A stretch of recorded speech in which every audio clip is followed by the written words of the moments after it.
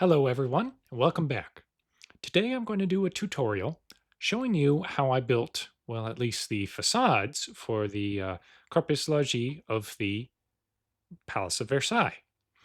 Here I took a copy of my world and I made sure to erase a whole section of the palace.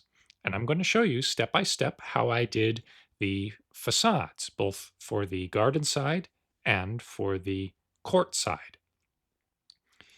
Here you can see a nice clean cut here through the palace, which I use the fill command for. And you can also see, as I have this, a nice good cross section of the palace, what it looks like going through. So when we take a look here where the Hall of Mirrors is, you notice that the barrel vaulted ceiling goes up 2 floors. You can see the ground floor down below the Hall of Mirrors. See, these windows that are on the attic level of the garden side, they're actually fake, these windows, because the barrel vault goes up all the way. Over here on the other side, you have the king's bedroom, which also has extra high ceilings, although it actually has the windows over there. Now, if we take a look at the king's apartment, the king's private apartment, see, this ceiling is a little bit lower than some of these other ceilings. This was common in palace architecture to have sometimes vaulted ceilings or just higher ceilings that go up more than 1 floor. Compared to over here on this side, you can see this is actually the gift shop down here. But here on the court side, we have the attic level, which is pretty small, pretty tight there above those rooms, versus the garden side, where we have the piano noble with vaulted ceilings, but we still have the attic level up here.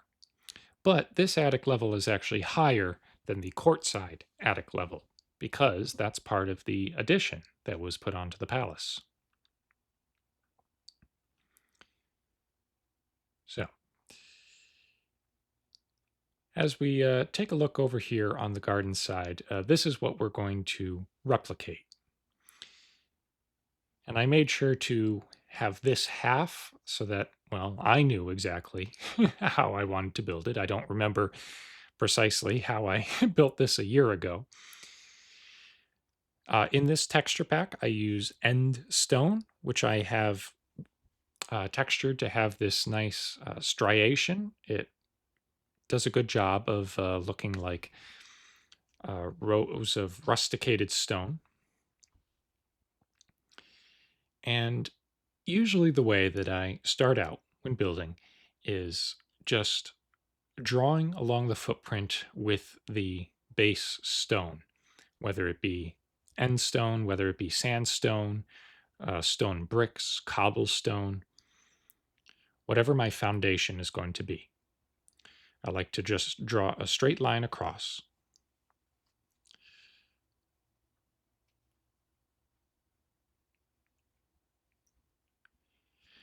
And then there are certain sections that jut out a little bit, so I'm going to make sure that I have those added on. There we go, for those bays, as well as for over here.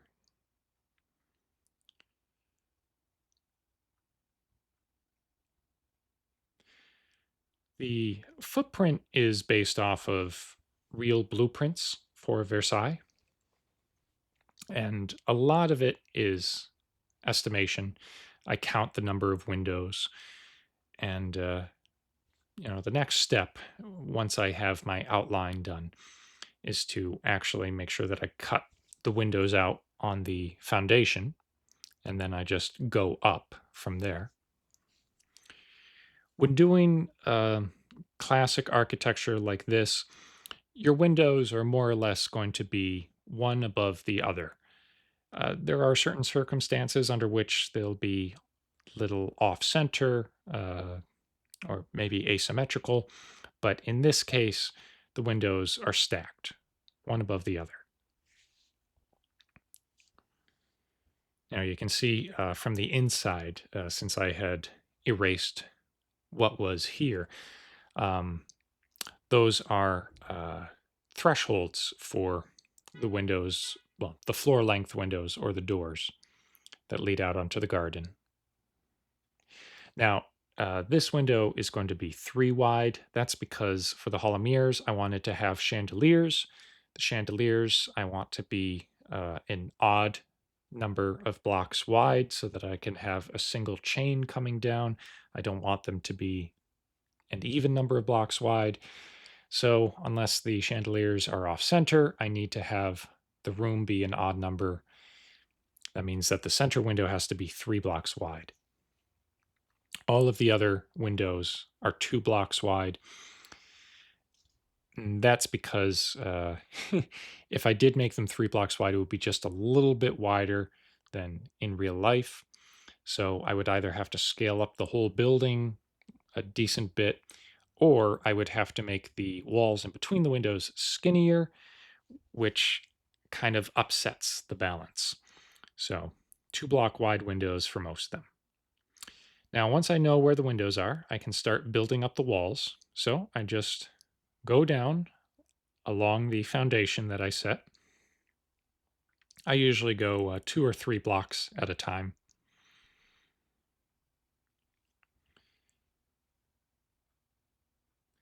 For this garden level or ground level, which in the European sense, this is not the first floor, this is the ground floor. The first floor is the piano noble, which is above this. That's the floor where the Hall of Mirrors, the King's bedroom, all of the other major rooms are. Of course, the ground floor was quite fancy itself, and actually, here in Versailles, the way that I have it built, based off of the real life museum, has the apartment for the Dauphin and the Dauphine on the ground level, which if you're the Prince of France, you know, it's you're going to have a nice apartment, even though it's a almost like a basement apartment. And so now we go back, filling up the walls. Like I said, the ground floor, it's this end stone, which gives it a nice rusticated look. That's very common with Baroque architecture, where the ground floor is rusticated. That is to say that the stone is, well, you know, like rustic. Um, it's more rough. It looks heavier than lighter, more delicate stones or facade facing higher up because you want to have what looks heavier on the bottom and what looks lighter on the top. I also have stairs, inverted stairs for simulating arched windows. I'm actually working on a texture pack update for the new Minecraft update, which will include concrete stairs. I was at a bit of a loss of exactly what kind of stairs I needed with 16 new variants, in addition to all the wool variants. So I actually redid the models of some of the concrete stairs to have a little bit more of a curve to them. We'll see how that turns out once the game updates. I don't want to make all the changes while it's still a snapshot, just in case it corrupts my world. But I did a few tests, and I think it's going to look pretty good for arches. But we just go along, making sure that we have the inverted stairs for the arched windows. And then here to cap it off, this is in this texture pack, chiseled sandstone. This is one of the textures inherited. I did not come up with this one. It goes back to the Romecraft days. And I use it all the time, in part because a long time ago there were far fewer blocks, and it was one of the only kind of fancy blocks I could use in this texture pack. But I like how it has that extra little flourish to it.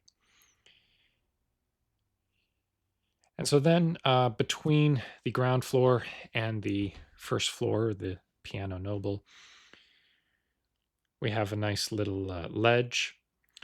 Since we're going to have a ledge going around with inverted stairs, uh, what is behind that doesn't really matter. I like to use something like just plain sandstone. Sometimes I'll use terracotta, something where if I miss a spot with the inverted stairs for the ledge, it'll be more apparent and I can go back and fill it in. Or if I have to pause while I'm working on this, it just reminds me uh, later when I go back that I have to add something. So sometimes for more delicate builds, I use shelves for ledges like this or for cornices. But with a large building like this, I can go ahead and use the inverted stairs. There's also the benefit of this being a full block out, so I can put anvils on top of this to act as balustrades in front of the windows. And we just go down along the perimeter.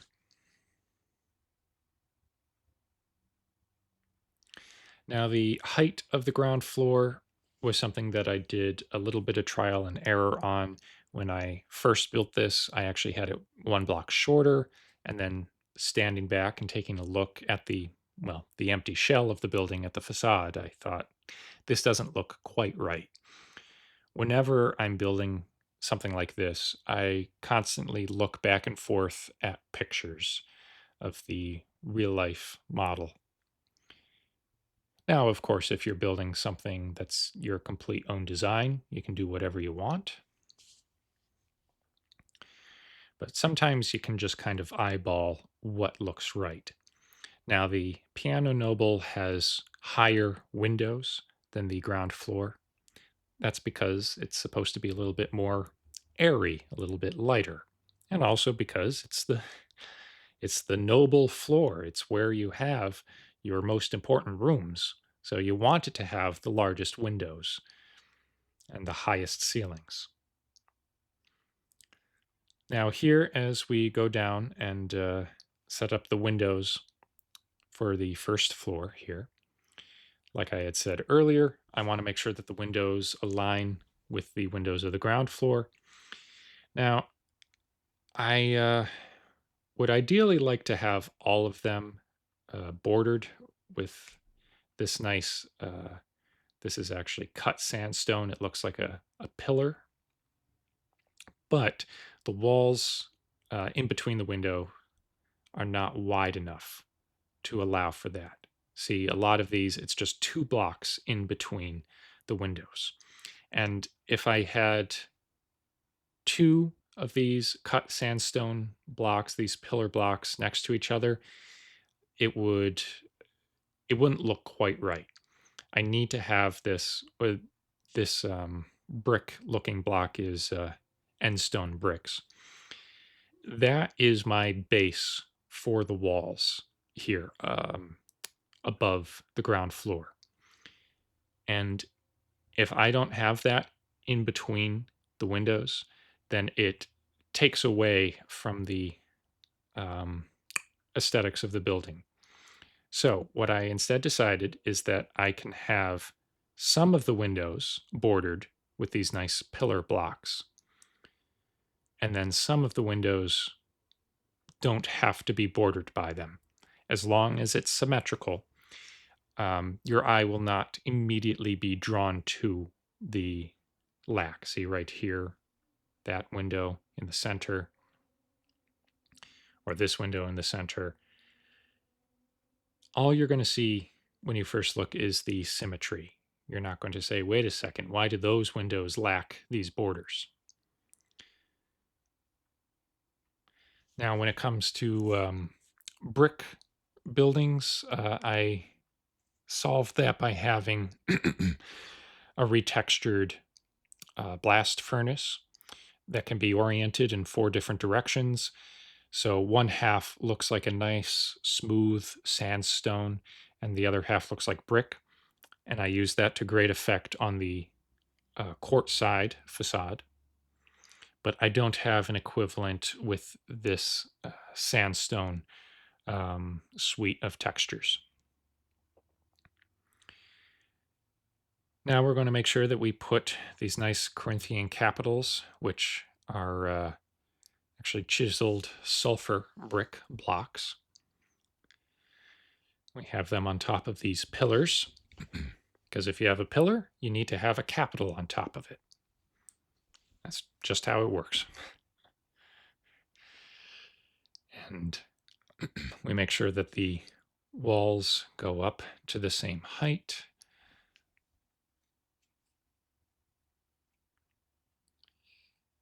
Like I said, this end stone brick is our base for what these walls look like above the ground floor.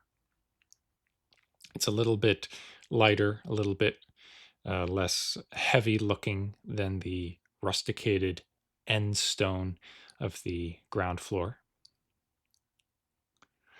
When I first built this, I had it as yellow terracotta. That was before I developed this texture. Once I developed this, I thought, ooh, this looks nice. I'd like to have this going around the facade, the garden facade. Also, the yellow terracotta, it stood out just a little bit too much compared to the other more sandstone colors of the facade. So here we go, evening this up with our nice tall windows. And now, since these windows are also arched, we're going to go ahead and put the inverted stairs in. Just going down the line. I like to do it going down one side so that I'm always facing the proper direction and I don't have to worry about accidentally placing one of the stairs in the wrong orientation. And then I go down the other side. It also keeps me from having to really turn around a whole lot. Because sometimes when you turn around, when you're still building something, you get a little confused for a second.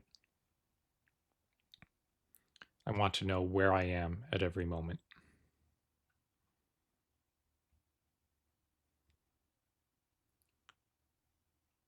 So here we go.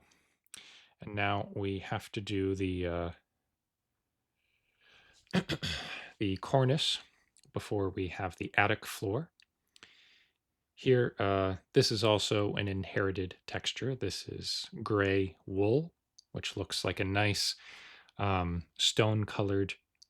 It looks a bit like a cornice. It also works as a base for pillars. It works as a capital for some more plain-looking pillars. I like that it has a little pop, kind of a subtle pop, because it's different than the suite of sandstone color blocks that I use for most of the facade. But it also goes well with these skinnier accent columns that I have, and also with this andesite colored um, bases of these skinnier columns and the balustrades in front of the windows.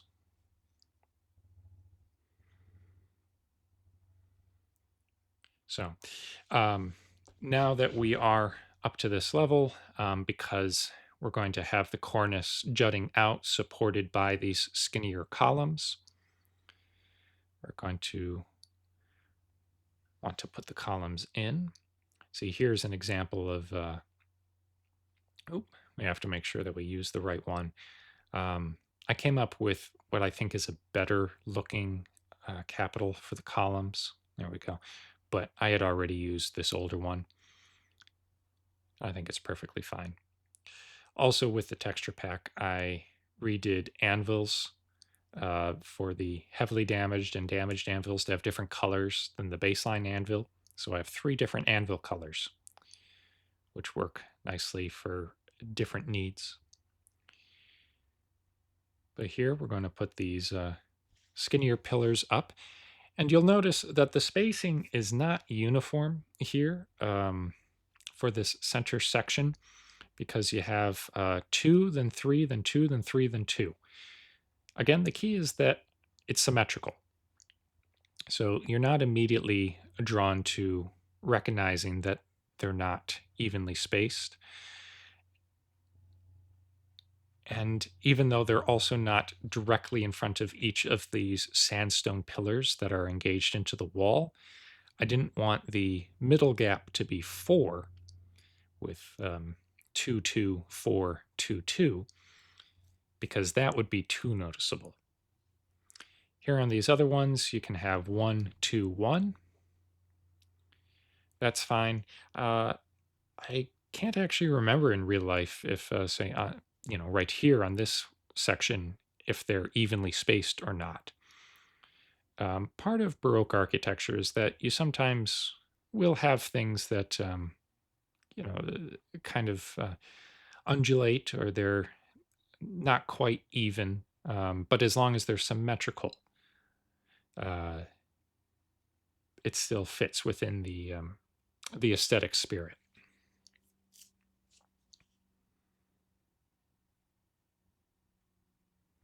There we go.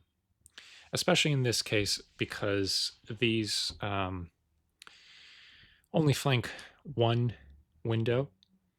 So you got the 1, 2, 1, but only the 2 has a window behind it. So the 1, it's just the wall.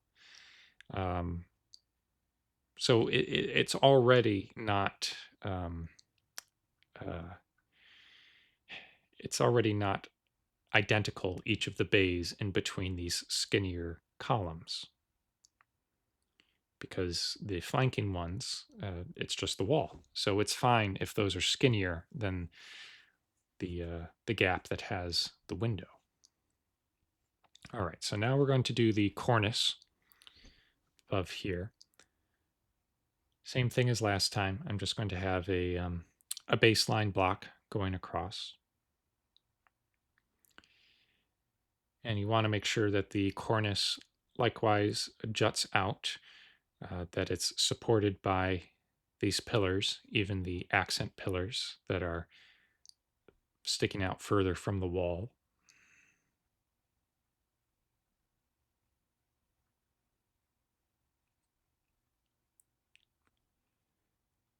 There we go, going all the way across.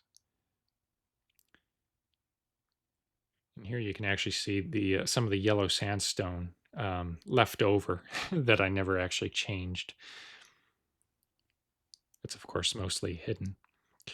But now we'll do the cornice. For this, I use a different stairs. These are sulfur stairs or sulfur brick stairs, I believe, just to create a little bit of contrast with the ledge between the ground floor and the first floor. Because I don't want it to be, I don't want it to look like too much of a copy paste. I want there to be differences as you're looking from the foundation of the building up. Now, with some buildings, especially more neoclassical buildings, the cornice is going to be just below the roof. But here, with this Italianate Baroque style, the heavy cornice is just below the attic level.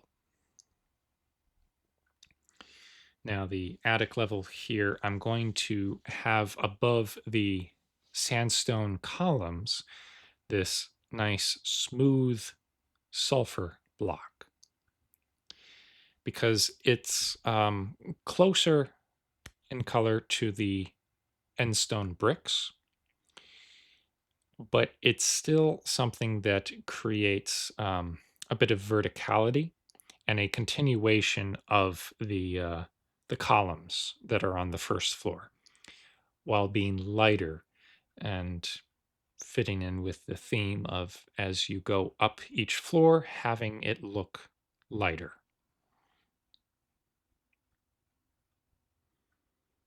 I had played around with having these just be the same uh, pillar sandstone blocks that I have below, but when you step back and take a look at it, it makes the attic floor look too much like the first floor, just like a shorter version, kind of like the Keanu Reeves meme. And you don't want to have that. You want it to look like a continuation and not just a copy paste. Now for the windows of the attic floor, I'm going to make sure that the base, I have this nice little smooth sandstone stair. Um, I didn't need that for the first floor because they're floor, just, well, floor length windows.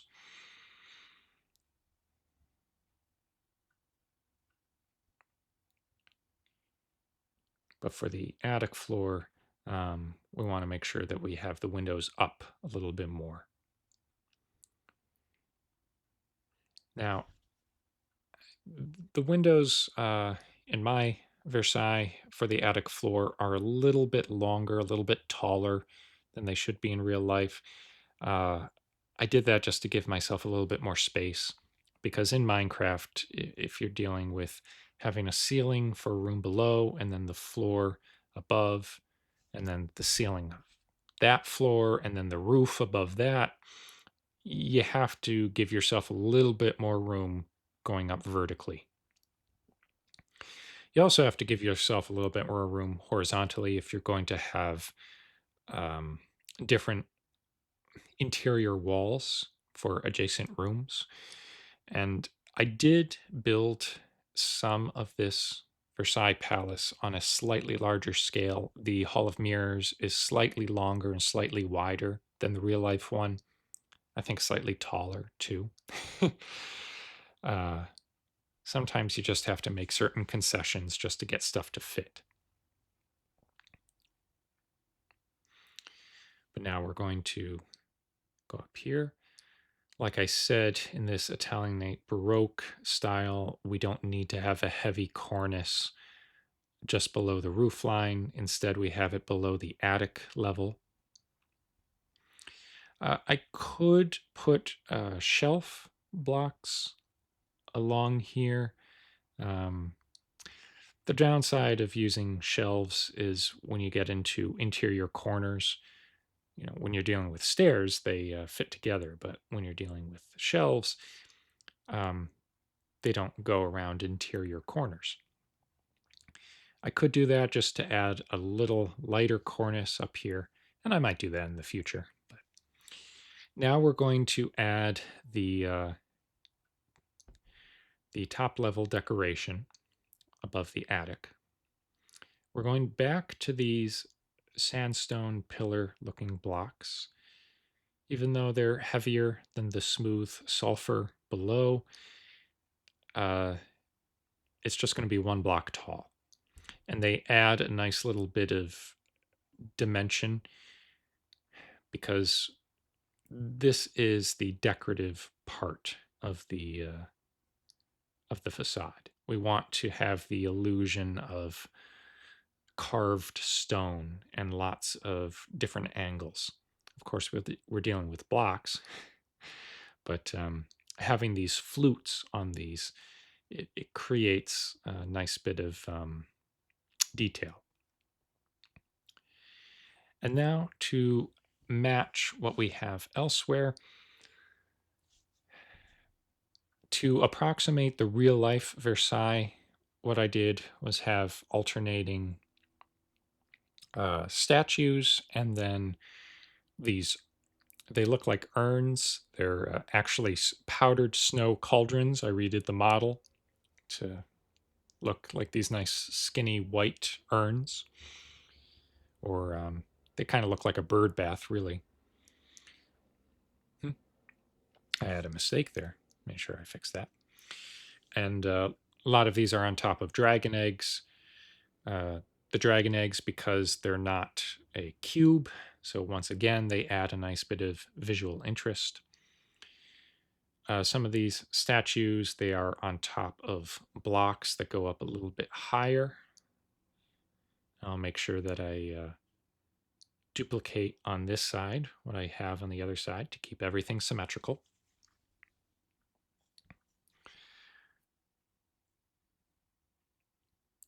So here we have the statues at different intervals. So we have them on the corners. We have them above these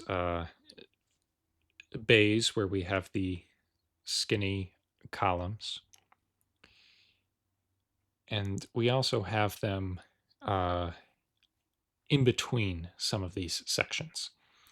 This is based off of the real life facade, the location of different sculptures and decorative elements on the roof line. And the point of this architecturally is to hide the roof.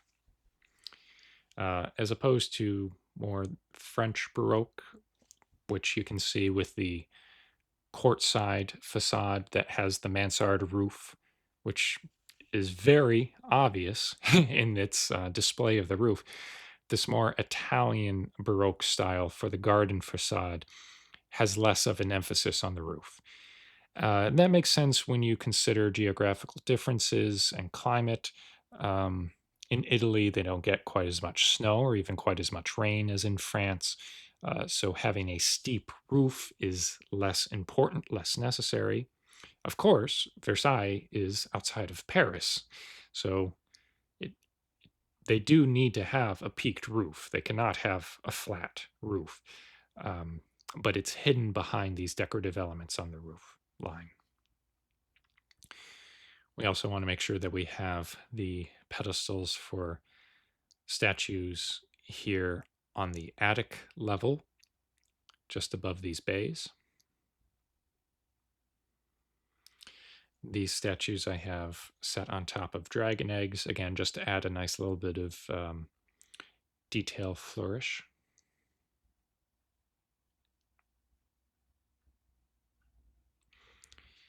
The statues are armor stands that are equipped with netherite armor. I have that textured to look like solid, solid white marble. That's what the iron blocks look like in this texture pack. I did the same for gold armor to make it look like solid gold for gold statues. Now, a part of why we won't get into the interior will actually also not quite show everything with the court facade that I did, because some of the more advanced techniques involve using an armor stand generator online to create a command code for armor stands in different poses, which I do sometimes to make more dynamic looking statues. When doing the facade here, though, there were so many armor stands I had to place, so much armor. It just really wasn't worth my time to make all of them different poses. Instead, I just did the generic armor stand placement. But here you can see me doing the urns. These are cauldrons filled with powdered snow. I have to make sure that I hold down shift, sneak when I place things on top of dragon eggs. Otherwise, when you click on the dragon egg, it's going to teleport to another location. There we go. Some of these dragon eggs don't have anything on top. They just flank where we have statues. So now here you can see the different armors. Of course, you can see the most obvious vestiges of when this was a Roman texture pack with some of the armor. I haven't gotten around to changing it because I like it, and I can't think of what I'd rather have it look like. I'm not skilled enough to make different armor that might be more medieval. And I wanted to keep it simple by just having the two statue armor variations, this white marble looking one and then the gold. I thought about with copper doing uh, a more coppery color. I may do that in the future, but when they added the copper golems, I thought, well, they're shorter than the statues, but at least they kind of fit that purpose of copper colored statues. They're a bit more cherub size, but that's fine. And then for anything that's much larger than person sized, I can just use copper blocks to make a statue. And I've made a few equestrian statues with copper blocks.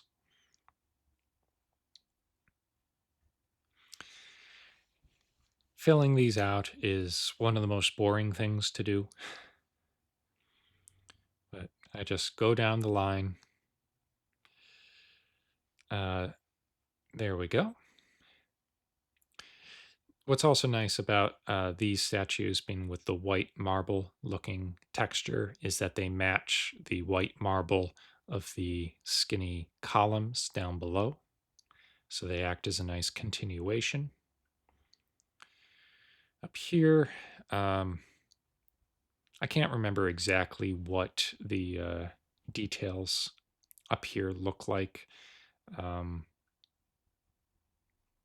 there's only so much I can easily do in Minecraft, so I just have these armor stands facing out at angles just to add a little bit of visual interest. And of course, when you're looking down from the ground, it makes it look like there are these nice carvings up above.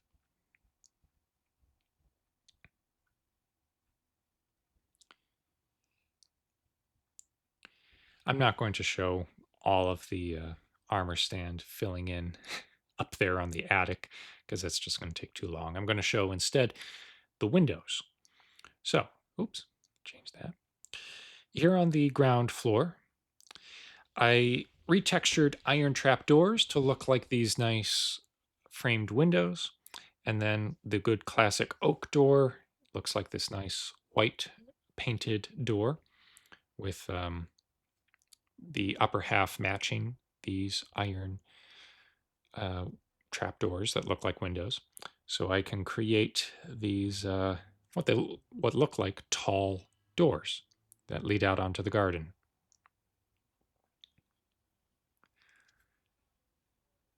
Versus up here on the first floor, I have glass, which is the frame of it isn't as heavy as the iron trap doors, which makes it look lighter and airier, fitting in with what we want for going from the ground floor to the first floor.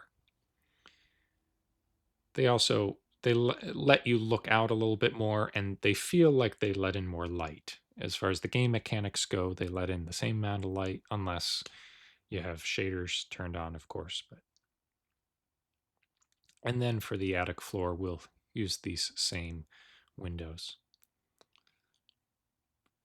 Just a nice white squared mullion. Nothing too fancy. And that's also something I won't show for the entire length of the facade because it gets a little boring. But you fill that out just in the same pattern. And then there are a few other details that have to be added in. Things like there are alcoves here in between these windows, which are 5 blocks apart from each other. Those will have statues in them. We'll have our anvils outside of these windows, which do stick out a little bit more than they should compared to real life, but it was the best I could do. It's because my other option would be to use the iron trap doors as the windows also for the first floor, set on the inside walls, which means that I don't have any space for the interior shutters, which I want to have for some of the fanciest rooms. So now we're not going to go through all of the interior walls here. I'm going to put that into another video if this video does well. But I will show a little bit of how I do this.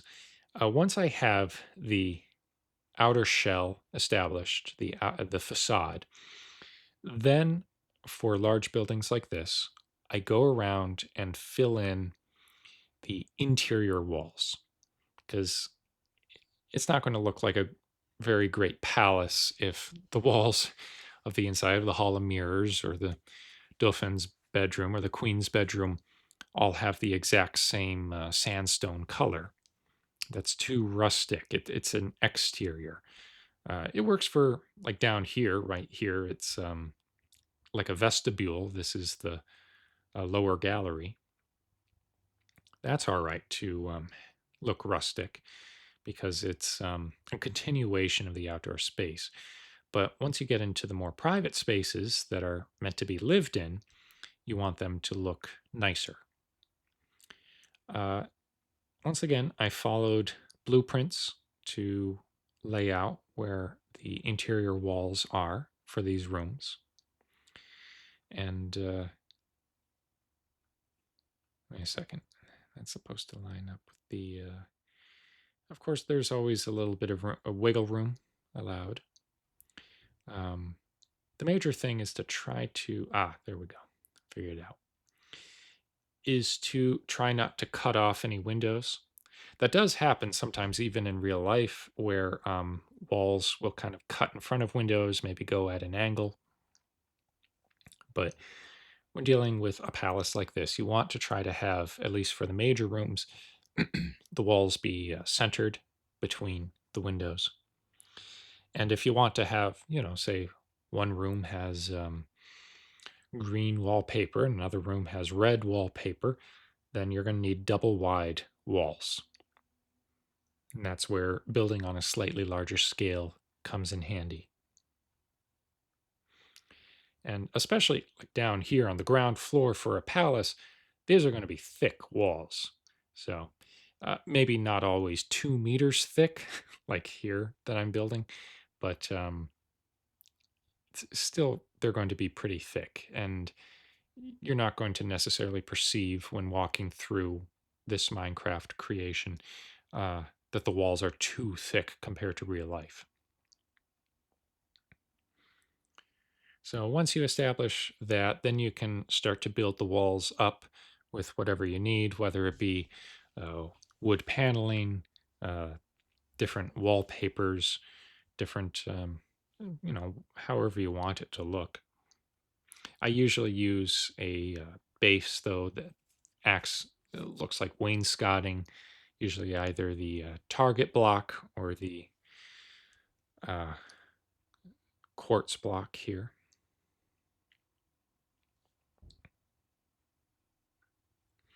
You can also see here how I have the enfilade set up. Enfilade meaning the doorways for rooms all being lined up. See, it goes down a straight line. And especially for the more formal rooms, like here on the corner, this is the grand cabinet of the Dauphin. So you want to have the doors mirror the windows, and you want the doorways to line up going down the length of the building, if possible. It doesn't always work out that way when you're dealing with Minecraft, but as close as you can try to get, it makes it look better. It really does. When I also have the established facade set, I like to lay out where the floors above are going to be. Here I just have this terracotta going around to show what the floor level is going to be for the first floor. And I can do that for the attic floor as well.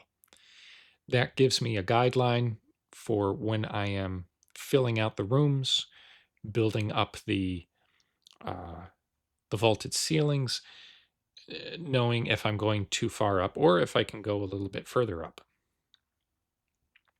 But now we're going to switch gears a little bit and work on the facade for the court side. As I said before, this is more of a French Baroque style. This draws back to the chateau originally put here by Louis XIII. And this is what Louis XIV sought to preserve when building the rest of the palace around it. And for this, we will use the end stone again to have this nice heavy foundation. And then we'll set the spacing for the windows going around. These window spaces I actually made a major change on months after I originally built the palace, just to match the real life one a little bit better.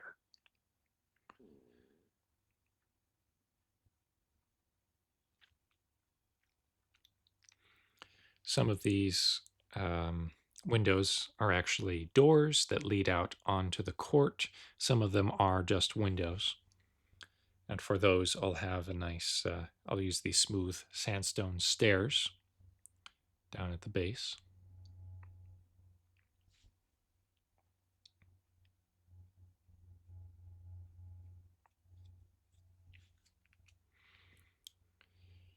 Now, one of the elements of French Baroque is using red brick,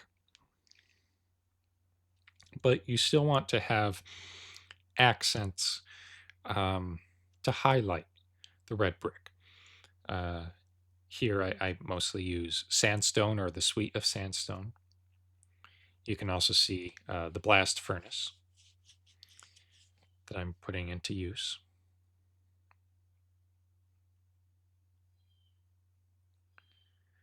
We'll build the walls up with the brick. Oh. These are going to frame the windows. And here we're going to put the blast furnace in. This is to create the illusion of a rectangular medallion in between these windows. This reflects what the palace looks like in real life. Ideally, I would also have this nice sandstone framing the windows, but there just isn't quite enough space for that.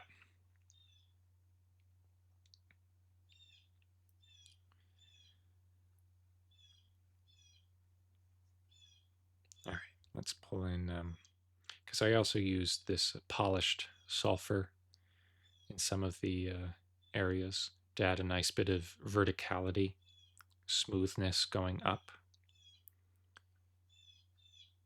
We'll make sure we go high enough up. There we go. And here, just a little bit of that smooth sandstone just to create a little bit of a break, to add the illusion of the top of the column. Here we have, in real life, two columns, well, pilasters actually, that are right next to each other. Of course, they have a very subtle gap in between them, but I can't accomplish that in Minecraft. So I just have these looking like different style columns. I have the smooth ones, and then I have the fluted ones with a Corinthian capital on top.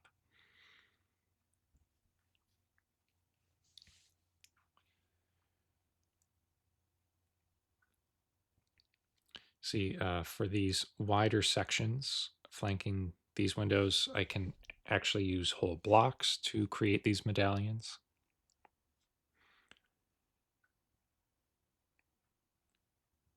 Here, for the too wide sections, I use the blast furnaces.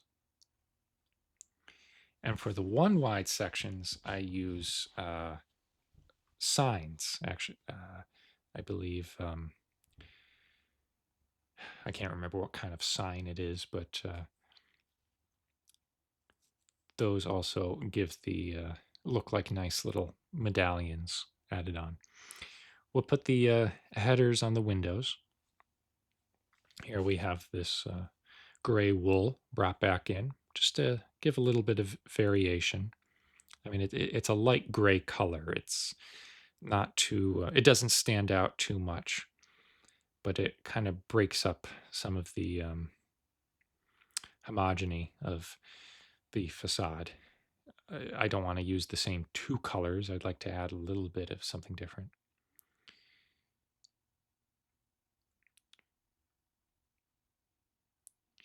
This was something that I did kind of just for kicks, where the the corner is a little bit more rusticated down below with smooth sandstone, but then it has the polished sulfur up above. Just to kind of be a reminder to me about changing renovations over time. Another inherited bit of the texture pack, this pink concrete, looks like a brick on the top half and then stone blocks on the bottom half. The stone blocks are a little less yellow than the sandstone suite, a little bit closer to that gray wool. And they add that nice vertical stripe, which I'm trying to emulate the real life. Oh, I forgot to actually put the blast furnace medallion over here. There we go. And over here. There's quite a bit of fancy stonework around the marble court of the Palace of Versailles. And I can only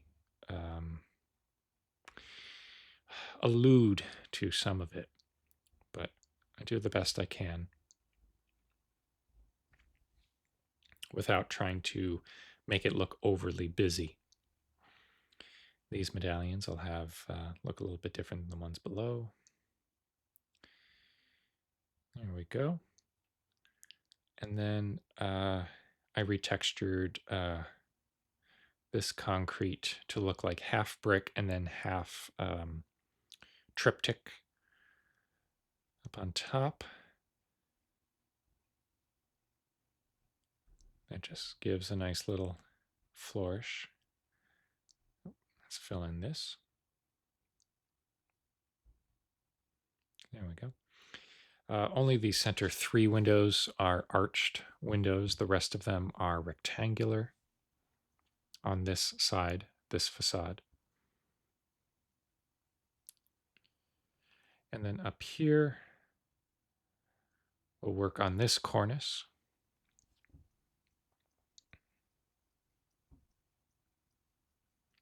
Put the capital there for this pilaster.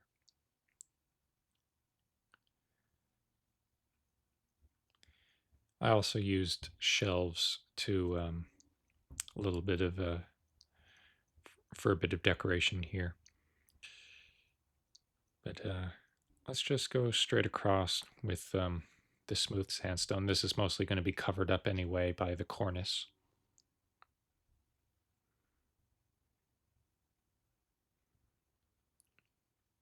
Go all the way around. And then this sulfur brick stairs inverted for our cornice. This is mostly going to support our mansard roof, with the exception of the middle of the facade where there's another floor with windows. That's the upper gallery of windows in the king's state bedroom.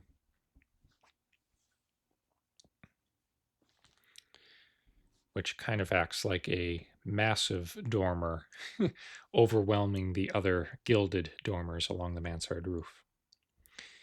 Here we go. Go ahead and put the signs here on the 1 wide gaps between the windows.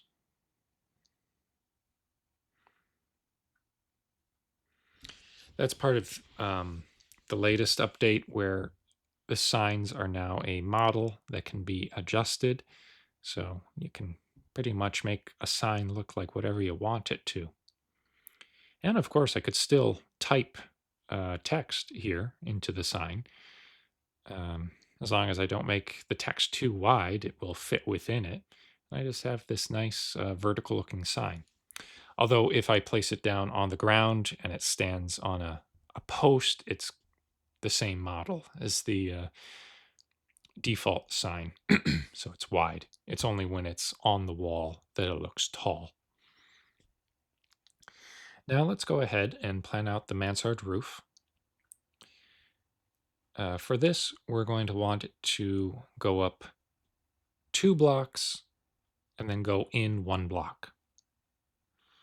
I use deep slate tiles for this because it's nice and dark and it looks like roof tiles. Here for the upper gallery of the king's bedroom. We'll make sure that we don't have the roof continue on to there. Let's also put these shelves on. These nice little capitals on these pilasters. There we go.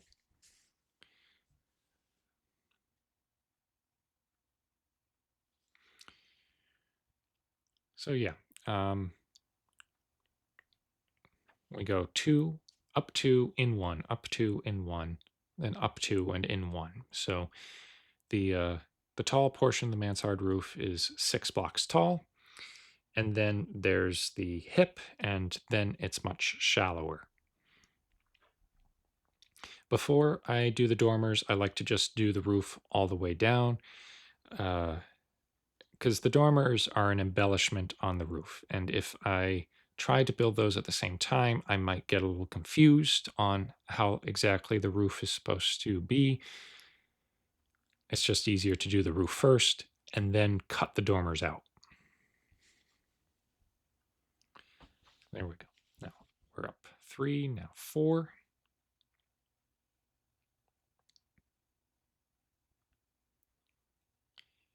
Some of the first mansard roofs in palace architecture were on the Louvre in Paris. They became very popular and had a real surge of popularity, not just in France, but around the world during the mid to late 19th century under Napoleon III. Especially with Haussmann's revitalization of Paris, a lot of buildings were built with these mansard roofs.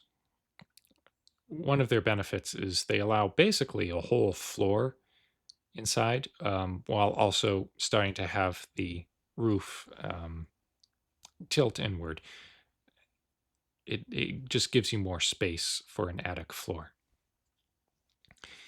Here at the hip, I have this nice smooth sandstone slab. That's the demarcation for where I have to start turning in at a much more gradual angle. That I'm not going to bother showing how I build because it's based off of what the attic is like below. That's kind of how it is in real life with Versailles. But here at the hip, we have this nice gold fence going around. This is a bamboo fence, which I adjusted the model to have this little curve. Now for the dormers, these dormers are directly above the windows below. So first I'll cut the spaces out.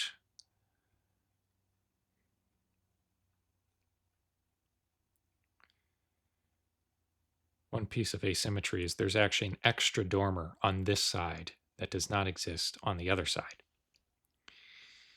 And then there we go, on the corner we have another dormer. Now I went through a few different iterations for these dormers. The one that I came up with that I like the most uses these gilded stairs, which are actually polished andesite stairs, because I never used polished andesite. I thought, what's good? What is the good of having a stair block that I never use when I'd much rather have something that looks gilded, especially when I'm building palaces? This is chiseled deep slate. I don't use it very often. It's something I came up with more for Gothic builds, but since it's chiseled, it's a capital, it's always going to be on the top with something above it. I thought I can have a nice little design here, especially for using flooring. I will have to use the debug stick for fixing up these dormers. But first I have the, let's fix that right here. There we go. I use these iron trap doors because they're thinner than whole glass blocks, and the glass panes are set in half a block. So the glass panes don't look quite right. The glass blocks are too thick when you're looking from the inside. You want to be able to get right up to the window to look outside when it's a dormer. So I use the iron trap doors. There we go. And then a bamboo shelf going along with the bamboo fence. You know, it's yellow, so I made it look like this nice gilded shelf. There we go. Use the debug stick there to adjust the shape. Oop. And there we go, to shape. There we go. Good. But shelves are really good for detail work. They're nice and thin vertically. And then we just put the stairs on top to have the nice little peak of the dormers.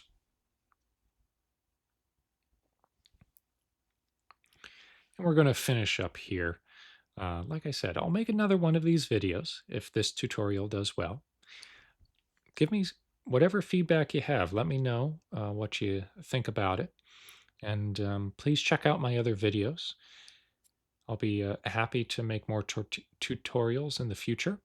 And I hope you enjoyed this. I'll also show a little bit more of the advanced things, like I said, with different poses for the armor stands.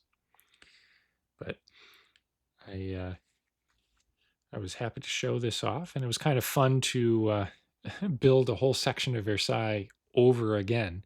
It was a year ago that I did all of this, and I've come a very long way with this project since. So I hope you'll check out my other videos, and I'll see you at the next one.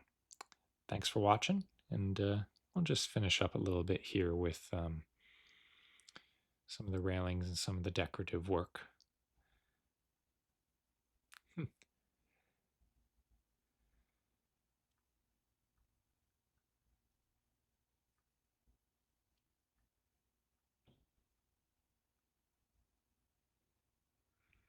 It's kind of a funny thing, these statues that are up along the roof.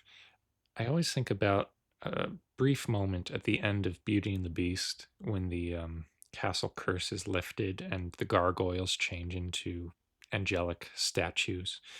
Uh, I think about that with the statues that are there up on the roofline of Versailles. And I had a lot of fun putting those in here.